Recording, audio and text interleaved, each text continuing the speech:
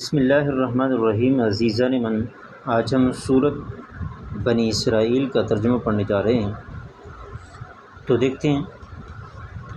وَقَضَىٰ رَبُّكَ أَلَّا تَعْبُدُوا إِلَّا إِيَّاهُ وَبِالْوَالِدَيْنِ إِحْسَانًا۔ واو کا معنی اور قضا کا معنی حکم فرمایا ہے۔ ربک کا معنی آپ کے رب نے۔ وَقَضَىٰ رَبُّكَ اور آپ کے رب نے حکم فرمایا ہے، اللہ کے تعبدو کہ تم نہ عبادت کرو، الا ایاہ مگر اسی کی، یہ اس طرح بھی ترجمہ کیا جا سکتا ہے کہ تم اس کے سوا کسی کی عبادت نہ کرو، پورا ترجمہ ہو گیا۔ وَقَضَىٰ رَبُّكَ أَلَّا تَعْبُدُوا إِلَّا إِيَّاهُ وَبِالْوَالِدَيْنِ إِحْسَانًا، اور آپ کے رب نے حکم فرمایا ہے کہ تم اس کے سوا کسی کی عبادت نہ کرو۔ وَبِالْوَالِدَيْنِ إِحْسَانًا، اور والدین کے ساتھ اچھا سلوک کرو۔ یہ اہل علم کہتے ہیں کہ دیکھو، اللہ تعالیٰ نے جہاں اپنی عبادت کا ذکر کیا ہے نا، اس کے ساتھ ہی اس بات کا ذکر کیا ہے کہ اپنے والدین کے ساتھ حسن سلوک کرو، اچھا سلوک کرو۔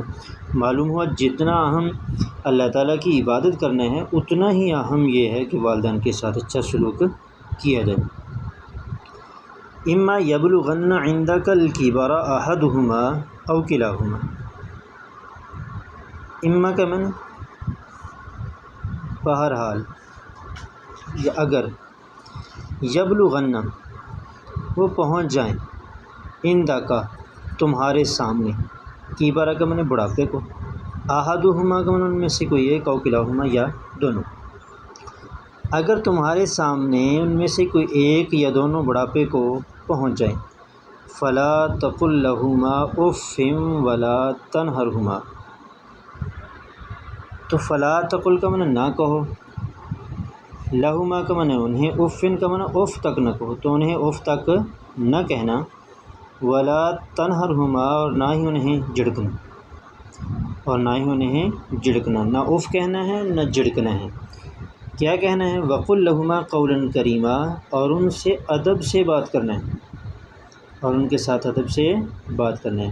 یہ والدین کے ساتھ حسن سلوک تو ہر عمر میں ہی کرنا ہے، لیکن خاص طور پر جب وہ دونوں یا ان میں سے کوئی ایک بڑھاپے کو پہنچ جائے تو پھر انہیں اف تک بھی نہیں کہنا۔ مفسرین کہتے ہیں کہ اف سب سے چھوٹا کلمہ ہے جو ہم بلا جھجک کہہ دیتے ہیں، لیکن قرآن نے اس کو بھی کہنے سے منع فرمایا ہے۔